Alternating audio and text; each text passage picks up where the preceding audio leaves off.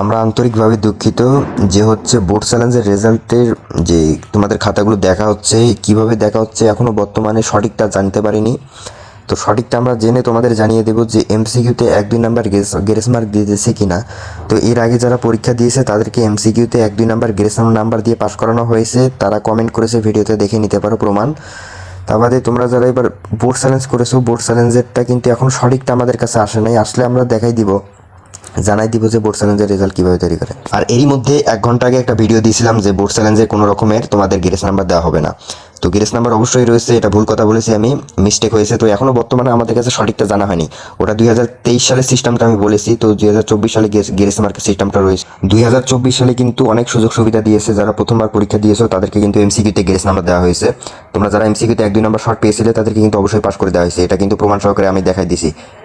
আর তোমরা তোমাদের বোর্ড চ্যালেঞ্জের রেজাল্টে কিন্তু তোমাদের অনেক সুযোগ সুবিধা দিবে, এই নিয়ে কোনো চিন্তা করবে না। ইনশাল্লাহ বড় রকমের একটা কিন্তু সুযোগ সুবিধা রয়েছে। যারা ফেল করেছো তাদেরকে অবশ্যই তোমাদেরকে অন্য রকমের ব্যবস্থা নেওয়া হবে, কারণ এটা 2024 সালে পরীক্ষা, এটা নতুন কারিকুলামে পরের বছর পরীক্ষা হবে।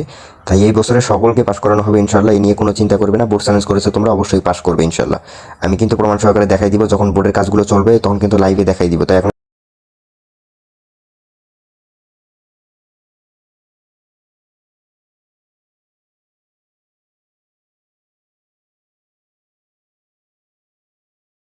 এসএসসি 2024 সালের পরীক্ষার বোর্ড চ্যালেঞ্জের রেজাল্টের খাতাগুলো কিভাবে চেক করা হচ্ছে আমি সরাসরি দেখাবো। তাই এখন সাবস্ক্রাইব করে রাখো, সরাসরি আমি লাইভে আসবো।